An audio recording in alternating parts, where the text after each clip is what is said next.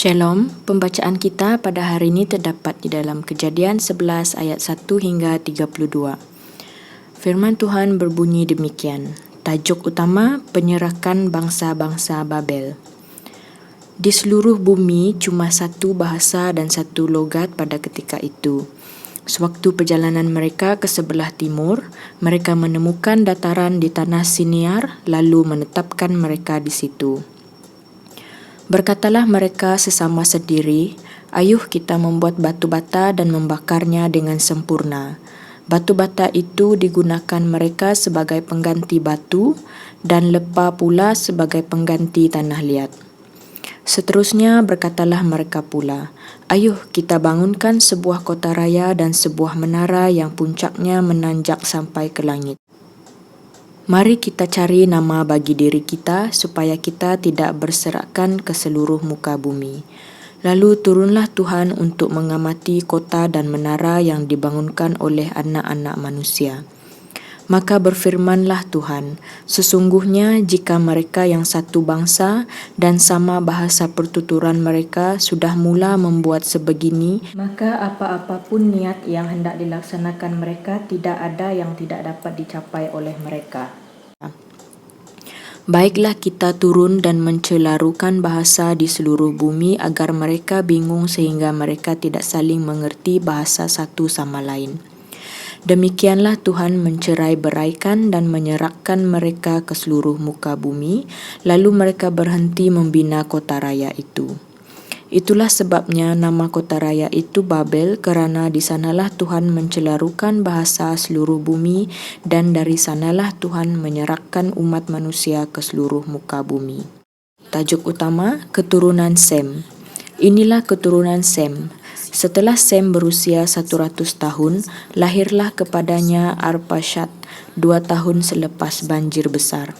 Selepas kelahiran Arpachshad, Sem hidup 500 tahun lagi dan dia masih dikurniai anak-anak lelaki dan perempuan yang lain. Setelah Arpachshad berusia 35 tahun, lahirlah kepadanya Selah.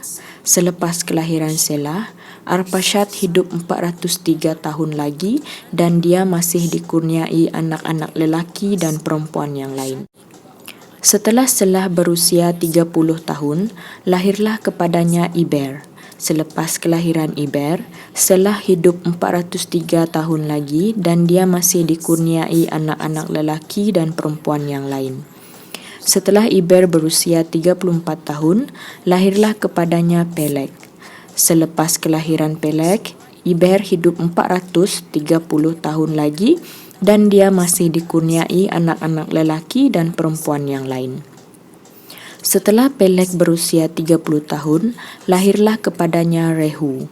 Selepas kelahiran Rehu, Peleg hidup 209 tahun lagi dan dia masih dikurniai anak-anak lelaki dan perempuan.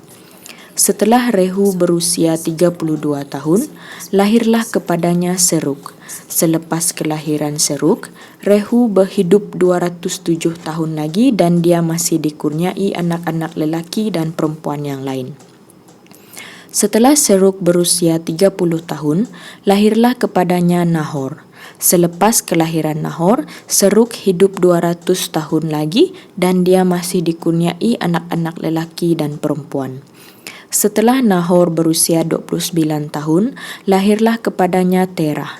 Selepas kelahiran Terah, Nahor hidup 119 tahun lagi dan dia masih dikurniai anak-anak lelaki dan perempuan yang lain.